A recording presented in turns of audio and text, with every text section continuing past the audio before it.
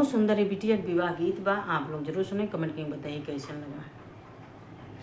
बेटी के मैया आंगन बीच रोमाई, मोतिया बरन ढूरैया सूजी हो। बेटी के मैया आंगन बीच रोमाई, मोतियन बरन ढूरैया सूजी। अपनी नी बिटिया के घिऊ दूध में पाले, रख ले नयनमा के बीच जी। अपनी नी बिटिया के घिऊ दूध में पाले, रख ले नयनमा के बीच जी। जही दिन मोरी बेटी हुई है पराई, कवन विधि राखब प्राण जी हो। जही दिन मोरी बेटी हुई है पराई, केही विधि रखबई प्राण हो। इतना बचन सुनी बोलई हो बेटी, सुन मैया अरज हमार हो। इतनी बचन सुनी बेटी हो कामनी देई, सुन मैया अरज हमार हो।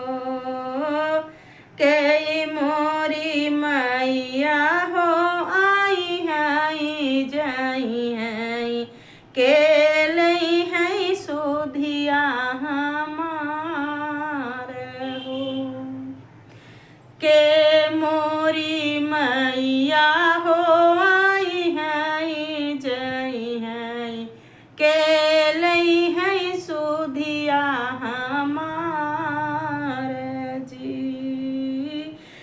बारी पूत बेटी आई है औ जाई है, भैया लई है सुधिया तोहार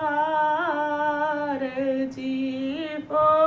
नौआ बारी बेटी आई है औ जाई है, भैया लई है सुधिया तोहार जी।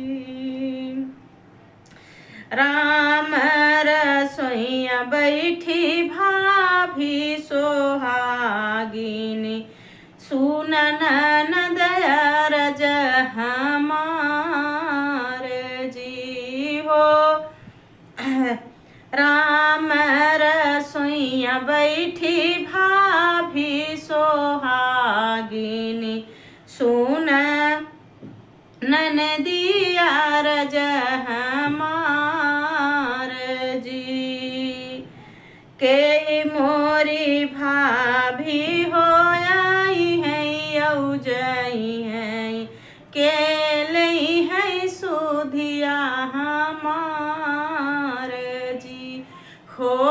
के न मोरी भाभी हो आई है जाई है, के न लई है सुधिया हमार हो।